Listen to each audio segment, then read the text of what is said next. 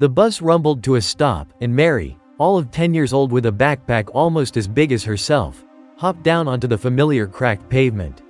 Usually, the porch light would be on, a warm beacon in the twilight, but today, the front of her house was a blank, dark stare. Mary reached into her backpack, fishing out the key from its usual spot in the side pocket.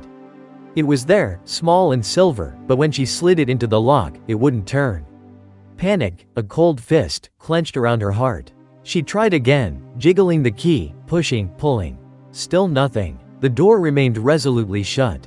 Her parents were away on a business trip, a fact that had sounded exciting just that morning, but now felt like a cruel betrayal.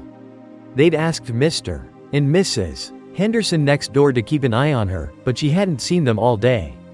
Their porch light was off too. A tear escaped and traced a cold path down her cheek. The street was quiet, the only sound the rustle of leaves in the wind. She knocked, hoping someone was inside, that maybe they'd just forgotten to unlock the door, but the hollow sound echoed back at her. It was completely empty. The air was growing colder, and Mary shivered, pulling her jacket tighter around her. Where could she go? Fear was gnawing at her now, a sharp, hungry thing. Then, she remembered Bess. Bess was her best friend, a large, placid Jersey cow who lived in the old barn behind their house.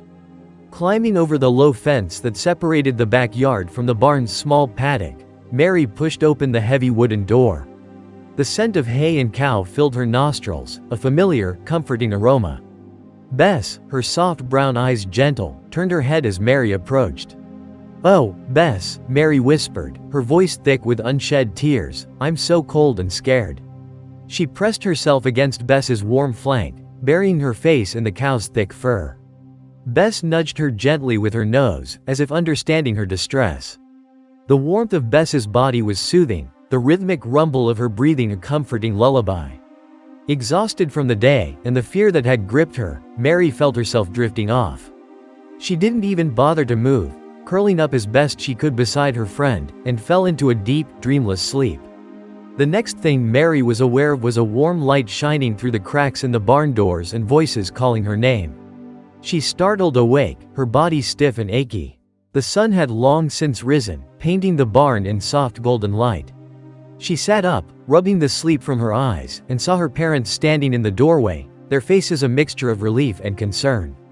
"Mary," her mother cried, rushing forward to hug her tight. "Where were you? We called the Hendersons, and they said they hadn't seen you.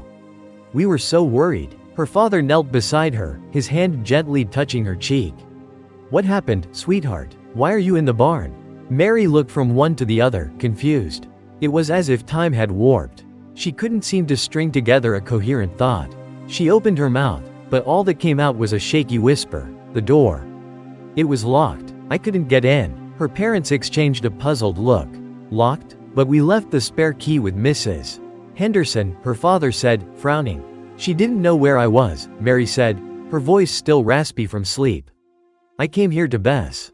I was cold and scared."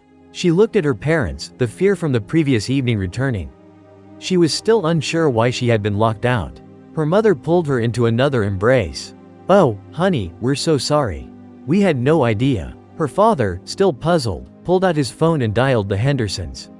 Mary, still nestled in her mother's arms, listened to the conversation, the confusion still heavy in her chest.